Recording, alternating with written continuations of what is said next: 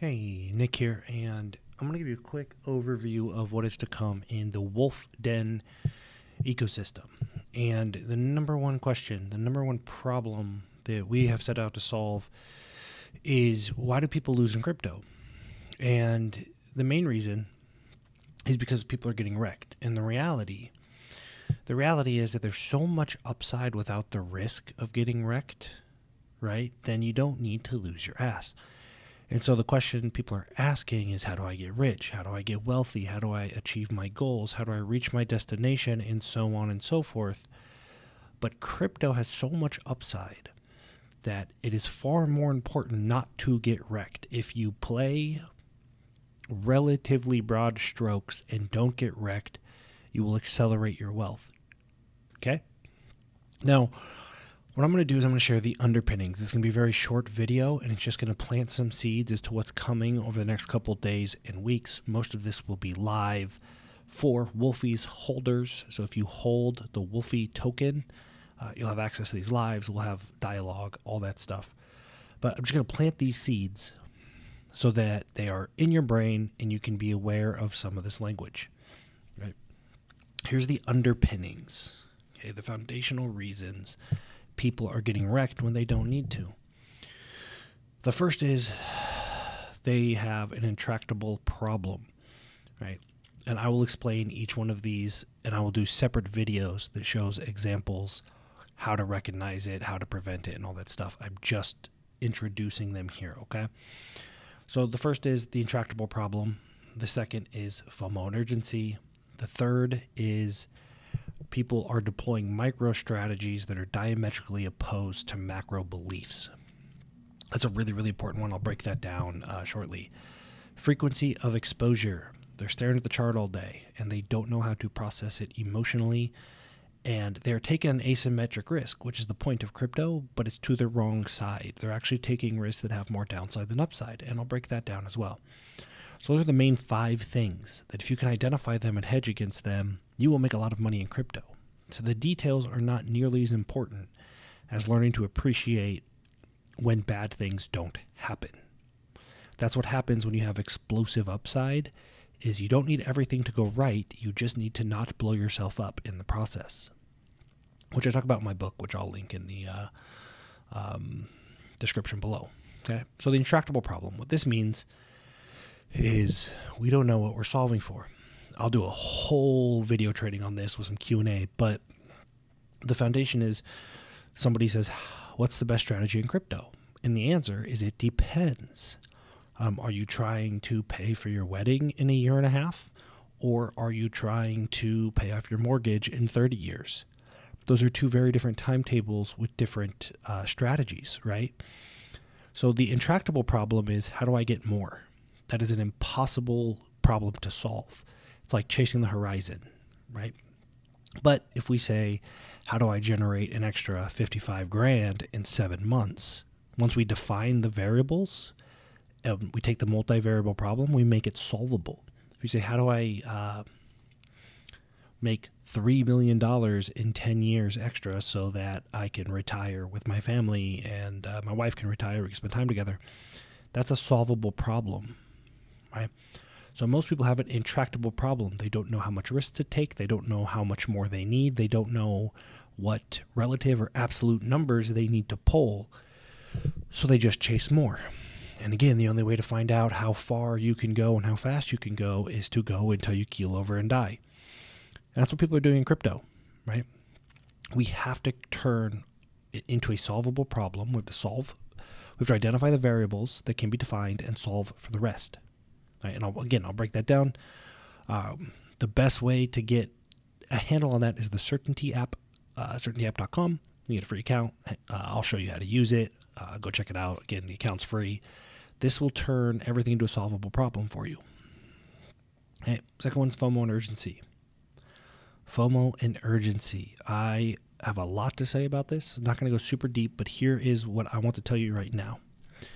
At any point, look, crypto is new, we're early, and the upside is still explosive. So at any point, if you feel rushed or confused, if you're pushing a bunch of buttons trying to get a transaction to go through, just stop. Just stop. There's going to be 15 more coins launching today and 100 more tomorrow. Nothing is urgent. And if we turn our problems into solvable problems, we can then figure out what matters and what doesn't, which will eliminate some FOMO and urgency. So we'll deep dive into this, but the important thing is, if you ever find yourself rushing, just stop. The key word in a repeat achiever's vocabulary, somebody that is always successful over and over again, the key word is restraint. They know when to stop, because as long as they stay in the game, they're going to win. Okay? How do you knock yourself out of the game? You FOMO into things and get wrecked. FOMO and urgency. Next one is a MicroStrategy that is diametrically opposed to a MACROSTRATEGY or belief. Let me explain. This is probably the one I'll spend the most time on in the future, because this is oft violated. The people that have made the most money in crypto are the people that have just bought Bitcoin and done nothing. Most of them have made significantly more than the people that try to actively buy and sell Bitcoin, catch the bottom, sell the top, yada, yada, yada. Because if their strategy is acquire more Bitcoin, which is not everybody's strategy, but if the strategy is acquire more Bitcoin, then selling Bitcoin is diametrically opposed to your macro belief. If you believe Bitcoin is the bowl of bowls and you want as much, or Ethereum, or Wolfies, or whatever your thing is, selling it in hopes of timing the market to get more is a MicroStrategy that is diametrically opposed. It is in direct opposition of your macro belief. That is like saying, man, if I only had more time, I would spend more time with my kids. And then every time you have more time, you fill it with more work, hoping that that work frees up your time later. That's a MicroStrategy, a short-term decision that gets you further away from the thing that you believe that you want. You understand how people can quickly get themselves into a bind here and just get further and further away from what they want, because their MacroStrategy or their MicroStrategy is not aligned with their MacroStrategy or beliefs.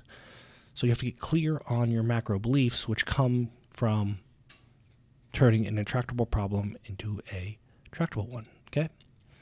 So again, if you want more US dollars, or you want more, let's use assets as an example. If you want more Ethereum, trading Ethereum in hopes of getting more Ethereum is not the smartest game to play. Okay? Frequency of exposure. Frequency of exposure is really, really important. I'm going to spend a lot of time on this one too. But here's the reality is things that feel bad hurt more than things that feel good of the equivalent amount. So losing $50 hurts more than gaining $50 feels good, which means if you looked at your portfolio every day and 50% of the time it was up and 50% of the time that it was bad, it would be a net, right? You would just be neutral, net neutral. However, emotionally, you would be very in the red because every down hurts more than the up feels good. So there's a frequency of exposure problem where staring at the chart, even charts that go up 30% every day, which is amazing, have people panicking because they don't know how to modulate or throttle their frequency of exposure. How frequent should you actually look at data? Understanding that 50% up and 50% down, 50% up, 50% down can come out completely neutral but wreck you emotionally, and you will make bad decisions by consuming too much data. You will think you're making data-driven decisions, but you will actually be making very poor decisions from a perspective of logic and reason. Okay? You will violate your own economic and personal principles if you are exposed to data too frequently. So staring at charts all day and not being aware of this you will wreck yourself. How many times have you gotten out of a investment, and then a month later we're like, man, I'd be rich if I stayed in there, right? It was likely a frequency of exposure, not having the ability to throttle down your emotional response. So the reality is you got to figure out how long you plan on holding something. I'm a Bitcoiner, right? Bitcoin is my primary asset. I don't look at the price of Bitcoin. I put in a recurring buy every day. I don't look at it. I can only make bad decisions if I do that because I've already decided I want more Bitcoin. Once a decision is made, looking at data does not help. We can look at data to make a decision. Okay? So frequency of exposure, really, really important. People wreck themselves. And they take an asymmetric risk to the wrong side. Asymmetric risk to the wrong side, which means they take bets where they could 100x their money, and it can also go down to 0. So the downside is infinity, right? The upside is 100x. The asymmetric risk is to the wrong side, right? Because they don't know how to hedge their bets. So we want to go for asymmetric risk, but we want the downside to be far less than the potential upside. Anytime you jump into a rug pull or a honeypot or anything like that, right? You have to determine, look, I'm only going to put 0.1 ETH or 0.5 BNB in here, and that can create an asymmetric risk to the upside. It might go 100x. Worst case, you lose 0.5. Aping in with everything you have creates an asymmetric risk to the downside. It's like playing Russian roulette. It doesn't matter how much you would win, because if you lose, you die, right? So asymmetric risk, that is the best part of crypto. Most people are playing to the wrong side of it, right? So again, these are just some things to plant seeds and to think about. I'm going to do a deeper dive on each. I encourage you to share this with anybody that would benefit, maybe just from a different perspective. Subscribe to the channel so they get the future videos. Again, I'm going to deep dive on each one and show you how to hedge the downside and recognize these things. And, you know, when you feel FOMO, what do? When you feel like you're rushing, when you feel like you have too much frequency of exposure, how do you find the appropriate amount of exposure for you, your preferences, your risk tolerance? How do you turn your goals and priorities into a solvable problem so that crypto becomes a variable that helps you solve it, right? Not a multivariable, unknown, intractable problem. And if you want updates on new videos, new information, stuff like that, you just go to the Wolfden Crypto Telegram. All right, again, there's a ton more coming. I just needed to plant these seeds for you so that you can start looking and recognizing when you're changing all these variables, but you don't even know what you're solving for. When you're being rushed, if you're being rushed, just stop. When you're making short-term decisions to get you further away from what you believe your long-term beliefs are. Maybe your beliefs need to change, maybe your decisions need to change, but they have to be aligned. When you are looking at data too frequently, looking at more data does not make you a better decision maker. Data-driven people make horrible decisions because they do not account for their emotions, and finding asymmetric risk that is to the upside. Little to lose, a lot to gain. I'm going to show you how to do all that.